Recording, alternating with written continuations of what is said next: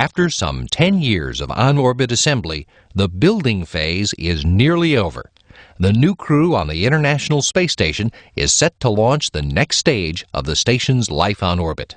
By the time we get done, according to the current plan, we hope to have the U.S. orbiting segment complete with the addition of Node 3, the final module.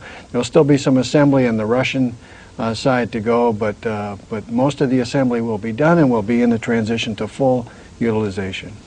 Which means much more crew time spent on laboratory science.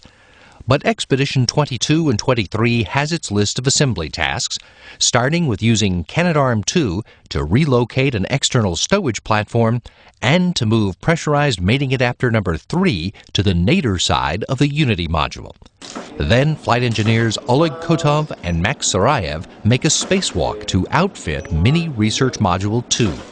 The newest Russian component, attached to the Zenith port of the Zvezda module, is not only a research and storage space, it's an airlock for EVAs and a docking port for Russian vehicles.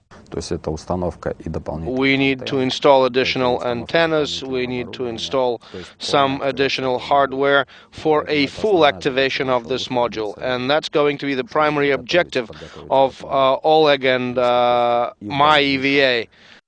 Just days after that spacewalk, Sarayev and Williams will relocate their Soyuz vehicle and make the first ever docking to MRM-2. Next up, arrival of the last major component of the U.S. segment of the station. Node 3, named Tranquility, arrives on Shuttle Endeavour, carrying 2 systems racks and 2 stowage racks. Once the hatch is opened, the station and shuttle crews begin a careful reorganization to bring crew quarters, exercise equipment, and environmental systems all together in Tranquility, freeing up space in the laboratories for experiment hardware. I like that English word that you use for this coordination. You call it choreography, and yes, this is a very complicated dance with lots of moves. You have to deactivate the system first, to move it, and then we have to reactivate. So it's lots of minute steps involved, and with a lot of help with the ground, we have to move the system rack to the new location and reactivate. Tranquility will have an observation deck called the cupola attached to the side of the module looking down to Earth.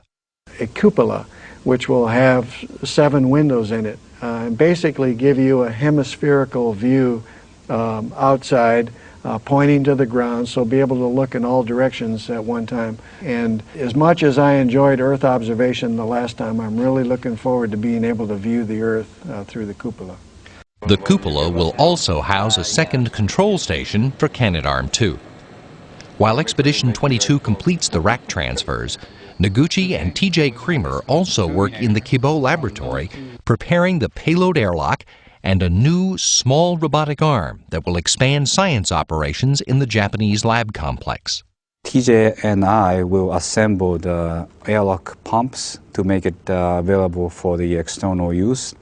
And also we will assemble the small fine arm inside GEM. Then we put it on the slide table, putting it outside, and the GEM arm will capture the small fine arm and put it onto the storage platform on the exposed facility. Then this small fine arm has the ability to interface with items that are on the back porch on the exposed facility out there, and to be able to help us change out boxes that one would need to be changing out, either as an R&R to replace something that's broken, or to bring something back inside for our further work. During this expedition, crew members will spend even more time on science research, with a special focus on learning how to help people live and work for extended periods in an environment without gravity. That's been Kotov's medical specialty since he started his career as a test surgeon at the Gagarin Cosmonaut Training Center more than 20 years ago. Right now we have to make sure we maintain human capabilities to work, think and function during a long duration flight, let's say to Mars, because when we arrive to Mars we're supposed to work there, not just arrive. Some of Kotov's special research on this mission will focus on blood circulation, fluid redistribution, and testing mental capabilities. Expedition 23 begins, with Kotov as commander, when Williams and Sarayev head home in March, in close proximity to both a shuttle resupply mission and the arrival of a Soyuz spacecraft with 3 new crew members, cosmonauts Alexander Skvortsov and Michael Kornienko, and NASA astronaut Tracy Caldwell Dyson.